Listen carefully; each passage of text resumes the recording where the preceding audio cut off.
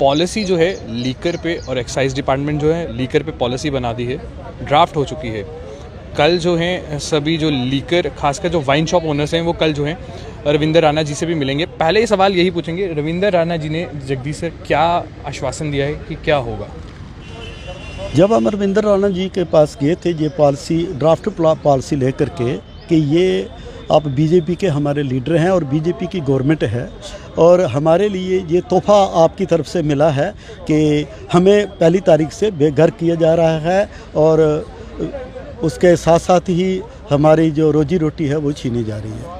तो उन्होंने कहा कि मुझे इस चीज़ के बारे में इल्म नहीं था क्योंकि मैं खुद शराब के ख़िलाफ़ हूँ, लेकिन जब उन्होंने हमारी बात पूरी सुनी कि चीज़ क्या है, हो क्या रहा है और किसके साथ ये नाजायज़ हो रहा है, तो उन्होंने कहा कि मैं इस विषय में ऊपर एलजी साहब से भी बात करूंगा और जहां भी हम आपस में बात करके ये मसला गंभीर है इसके बारे में हम गवर्नर साहब से बात करेंगे। मैं बता दूं आपको, चेयरमैन जो है लीकर एसोसिएशन के चेयरमैन जी हैं जगदीश जसरोटिया जी। मैं आगे बढ़ता हूं सर। कई सारी यूटीज़ में, कई सारी स्टेट में यही पॉलिसी है, साल के बाद जो है वो टेंडरिंग होती है। इज़ दिस ट्रू और नॉट? पहले तो आप इस पर स्पष्टीकरण दीजिए। देखें, आपका शुभ नाम सर? मेरा नाम चरणजीत सिंह है, farmer president Jammu wine trade association. इसमें ऐसा है, जैसा कि आपने कहा कि यूटीज़ के ऊपर बात की है कि टेंडरिंग होती है। भैया, जिसको आप 1 साल के लिए रखेंगे वो क्या करेगा? अपने नफ़े नुकसान को सोचेगा, कहीं ना कहीं वो ऐसा काम भी करेगा कि भाई मुझे अपना मुनाफा कमाना है। अगर हमारे पास, हमारी स्टेट ने 70 साल से हमारे लोगों को काम करने दिया, ऐसा क्या हो गया रातों रात कि हमको निकालना की नौबत आ गई? हाँ, ये डायरेक्टली नहीं निकाला हमें, लेकिन एक बड़ा एक पचीदा इसमें एक पॉलिसी में डाला गया कि जो रिच लोग हैं वो इसको बिड करेंगे। मुझे बताओ, कल मैं बिड डालता हूँ, क्या संभावना रहेगी कि मैं जो बिड डालूंगा उसके ऊपर कोई बिड नहीं डालेगा? सर, ई टेंडरिंग है, it's a fair process. Fair process, no doubt fair process है। तो भैया आप ये बताओ कि फेयर प्रोसेस में आप जो पहली पॉलिसी थी, जो एग्जिस्टिंग पॉलिसी पीछे चल रही थी, उसमें हम बात कर रहे थे कि कोई ऐसी कैटेगरी होनी चाहिए, हमारा यूथ अनएम्प्लॉयड है उसके लिए कुछ होना चाहिए, लोगों को एक सेटल करना है।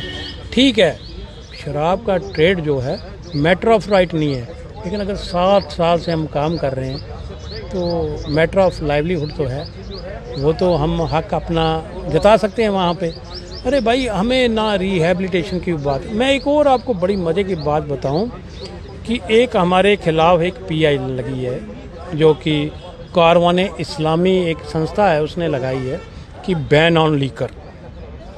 मुझे कहने में कोई हिच नहीं है यार, उसने भी अपनी पिटीशन में ये रखा है कि जो लोग इस ट्रेड में उनको रिहैबिलिटेट करो और इस ट्रेड को बंद करो। मुझे आप बताओ, माफ़ करना, मैं आपको कह रहा हूँ कि अगर आप इस ट्रेड में, आपके बच्चे पढ़ रहे हैं, आपकी लाइबिलिटीज़ हैं, आपके हाउसिंग लोन हैं, आपके ऊपर सारी चीज़ है, वो बताओ अगर कल मेरा लाइवलीहुड बंद हो जाता है मैं कैसे पे करूँगा?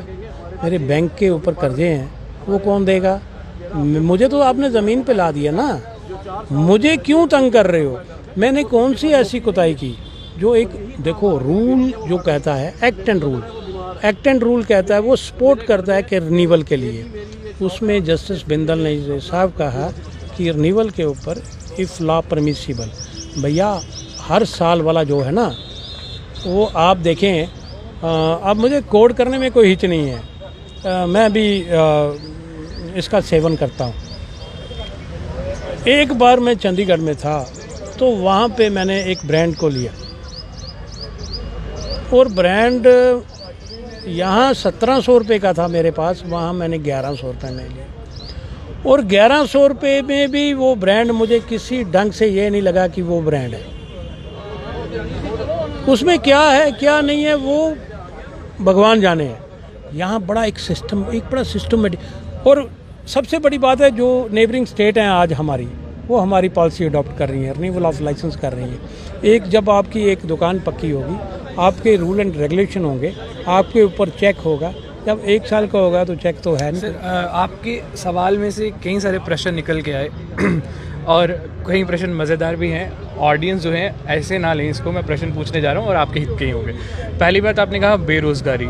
आज से पहले कभी भी वाइन ट्रेडर एसोसिएशन को जो है बेरोज़गारी पे बोलते हुए नहीं देखा गया। जैसे ही ई टेंडरिंग की बात आई आप लोगों ने ये अभी बात रखी है। दूसरी बात आप ही के मुख से सुनी है मैंने कि 1100 रुपये की जो है कोई ब्रांड चंडीगढ़ में है और यहाँ पे 1700 का। आपने वाइन शॉप ओनर्स ने कभी ये भी नहीं बोला कि यूटी बन गई है, जो यूटी के रेट्स बाकी यूटीज़ में हैं वही रेट जो हैं जम्मू अब यूटी बन गई है, इस पे भी होना चाहिए। सर इस पे जो है आप मोनोपोली पूरे अच्छे तरीके से करते हैं, वहीं जब ये वाली बात होती है, ई टेंडरिंग की बात होती है साफ़ सुथरी, अब आप जो है प्रेस कॉन्फ्रेंस भी करते हैं और बोलते हैं कि नहीं जी हम जो है बेरोज़गार हो गए हैं। इन सवालों का जवाब है जनता को ज़रूर दीजिएगा, क्योंकि जनता इस वक्त जो है वो यही आपसे पूछना चाहती है। बिल्कुल ठीक कहा आपने, और मैं ये चाहूँगा भी कि जनता बड़े ध्यान से सुने, बड़े संयम से सुने और उस पर अपनी प्रतिक्रिया भी दे। पहली बात तो ये है कि आज तक वाइन ट्रेड एसोसिएशन ने कोई प्रेस कॉन्फ्रेंस अपनी हिस्ट्री में नहीं की।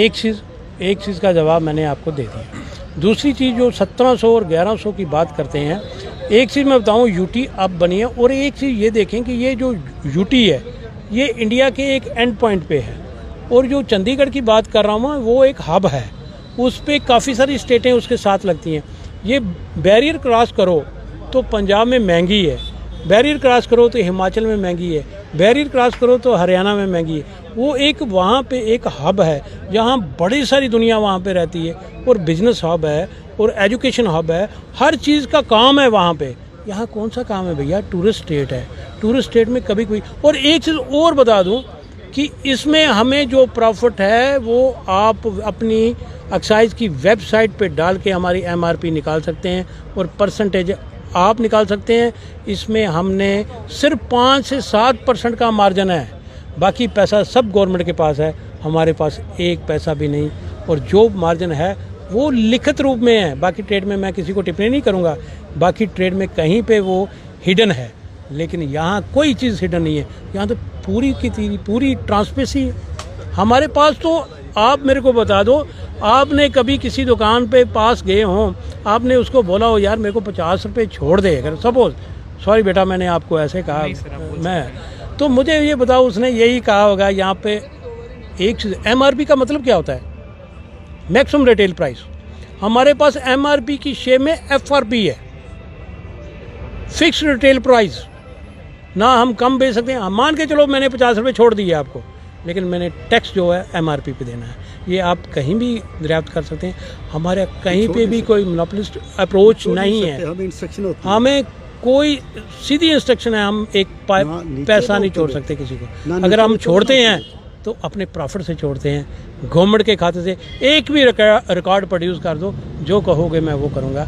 हमने कभी किसी को नहीं लूटा, कोई इस किस्म का काम नहीं किया, कोई किसी किस्म की कोई ऐसी चीज़ नहीं की।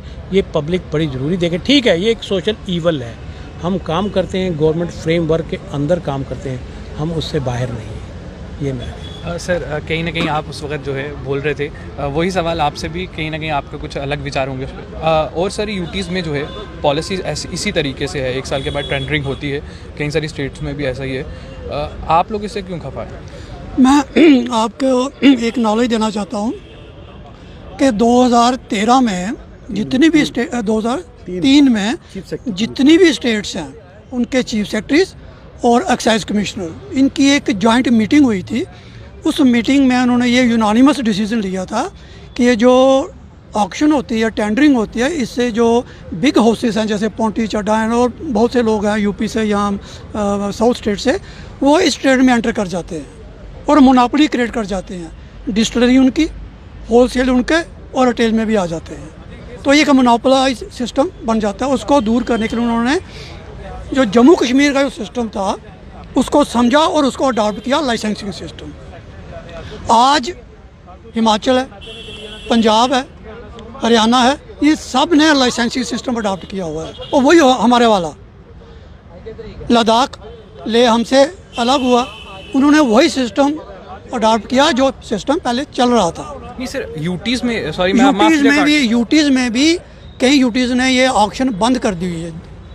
उस तरीके से ऑक्शन, का सवाल है उसका मैं जवाब देता वो ऑक्शन बंद की हुई है। हूँ। आपके सवाल में कुछ छुपा हुआ है। आपके सवाल में ये छुपा हुआ है कि चंडीगढ़ यूटी है, वहाँ शराब सस्ती है। सर ये तो अलग प्रश्न है ना।